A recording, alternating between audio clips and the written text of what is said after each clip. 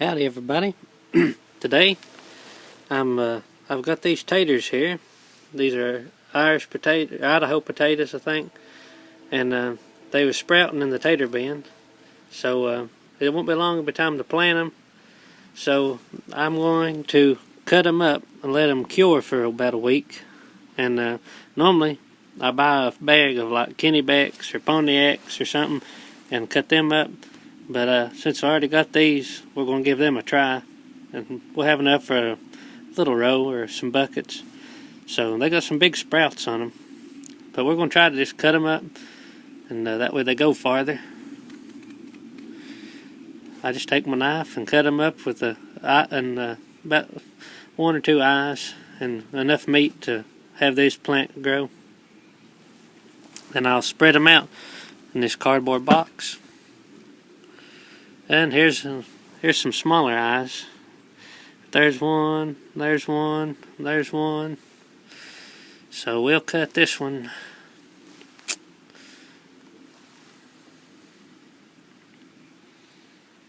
Right here.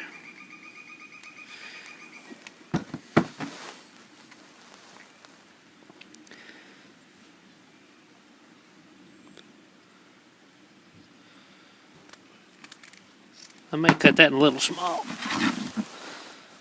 But here's a bunch of eyes on this one that's got little sprouts.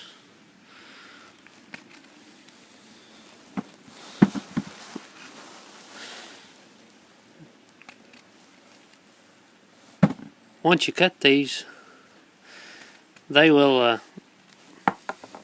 kind of crust over in a way, if you want to say it, or cap off. That way whenever you plant them, they won't rot.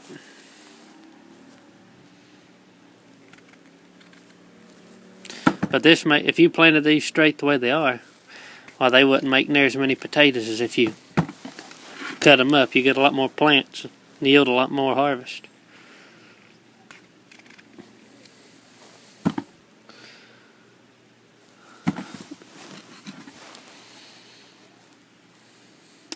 Here's some eyes on this one.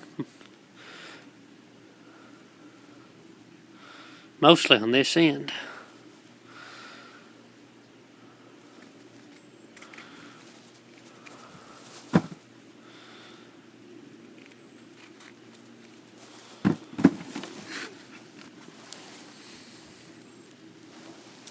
See all these little fellers?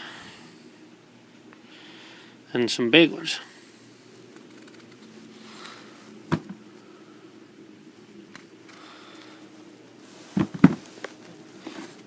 We're going to plant some of these in some buckets that I've got, some old drywall buckets, some cat litter buckets. And every time they come up, we're going to cover them up with dirt and give it a shot that way. And then I'll plant probably some in the garden.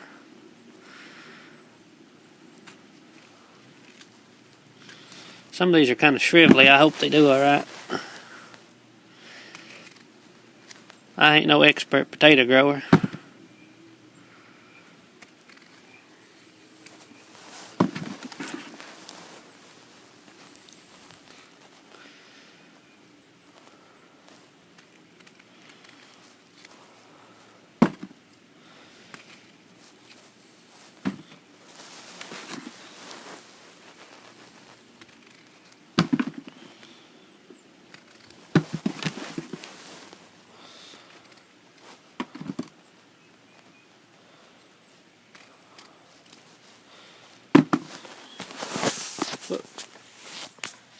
Alrighty.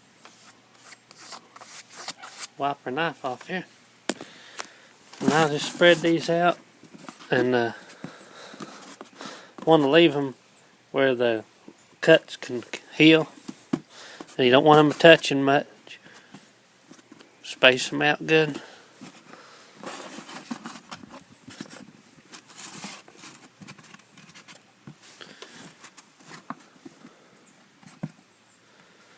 You don't want them to rot or mildew.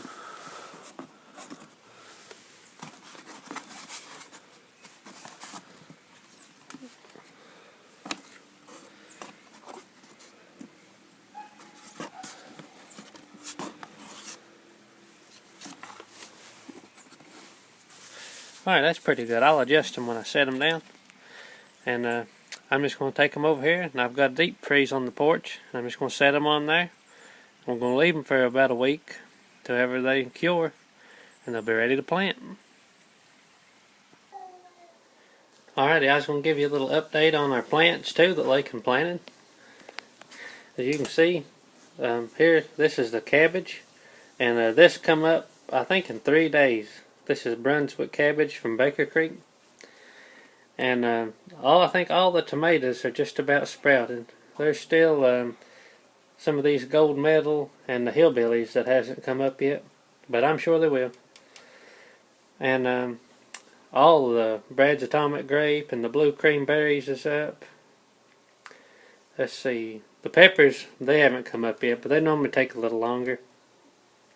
We got jalapeno, banana peppers, Hungarian hot wax.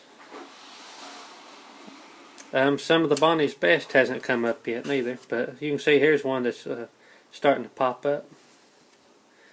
And the Cherokee Purples, let's see, there's only one of them come up so far. This little guy.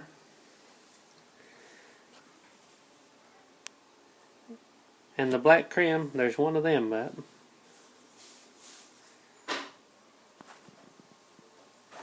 But overall, they're coming up pretty good.